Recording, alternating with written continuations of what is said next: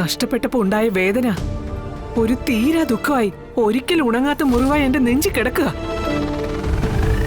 അതെ, അതങ്ങനെ കിടക്കുന്ന തന്നെയാ നല്ലത്. ഇനി ഇനി എനിക്കത് വേണ്ട.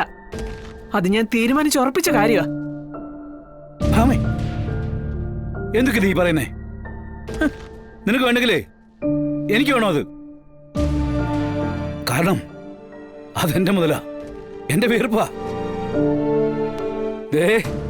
ചുമ്മാ അതൊക്കെ പറഞ്ഞിട്ടേ തിരിച്ചിട്ട് മുതൽ നഷ്ടപ്പെടുത്താൻ എന്നെ കൊണ്ടാവത്തില്ല.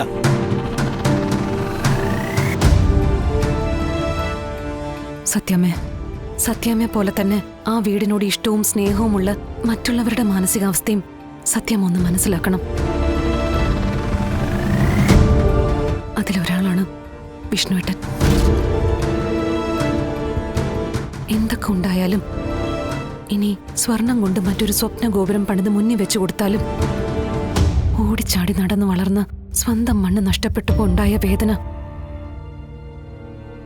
അതൊരിക്കലും അണയാത്ത വെളിച്ചമായി ഇന്നും വിഷ്ണുവേട്ടന്റെ മനസ്സിലുണ്ട്.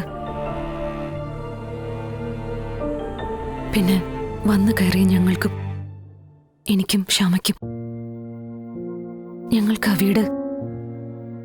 ആ വീട്ടിൽ എന്തൊക്കെ അനുഭവങ്ങൾ ഉണ്ടായാലും അത് ഞങ്ങൾക്ക് ഭൂമിയിലെ സ്വർഗം തന്നെയായിരുന്നു. ഒരിക്കൽ കൂടി ആ വീടിന്റെ മുറ്റത്ത് അച്ഛനെ എല്ലാ അധികാരത്തോടും കൂടി കാണണമെന്ന് ഞങ്ങൾ ആഗ്രഹിച്ചത് ഒരു തെറ്റാണോ സത്യാമ്മ?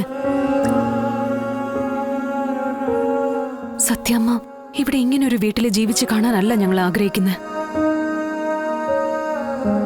ആ പഴയ പ്രതാപത്തിലും തന്റെ ഇടത്തിലും ആ വീട് ഭരിക്കുന്ന വീട്ടമ്മയായിട്ട് കാണാനാ ഞങ്ങളിത് തിരിച്ചു വാങ്ങിച്ചത്.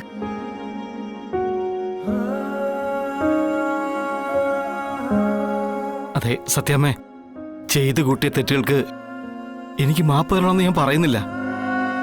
പക്ഷെ തെറ്റ് തിരുത്തി വന്ന എന്നെ ഇനിയെങ്കിലും ശപിക്കാതിരുന്നുകൂടെ?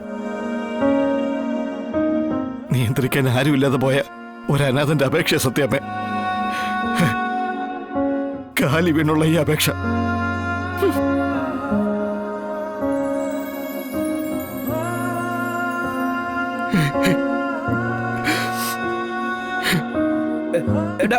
രോഹിത്തെ എണീക്ക്,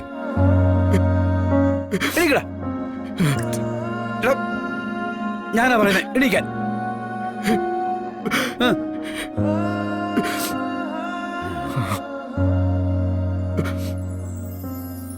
മക്കളെ, ഇത് ഞാൻ വാങ്ങിച്ചോളാം.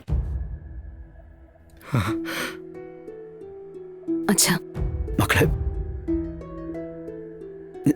ഞാനിത് സന്തോഷത്തോടെ തന്നെയാ മേടിക്കുന്നതേ, അഭിമാനത്തോടെ തന്നെയാ സ്വീകരിക്കുന്നതേ. എന്റെ മക്കളുമാരിങ്ങനെയൊന്നും സങ്കടപ്പെടണ്ട. വിഷ്ണു വന്നിട്ടും ആലോചിച്ച് ബാക്കി കാര്യങ്ങൾ ഞാൻ ചെയ്തോളാം. ഇങ്ങനെ നിൽക്ക് മോളിങ്ങനെ നിൽക്കും. ആർക്കും വേണ്ടെങ്കിലും അച്ഛനാണിത്.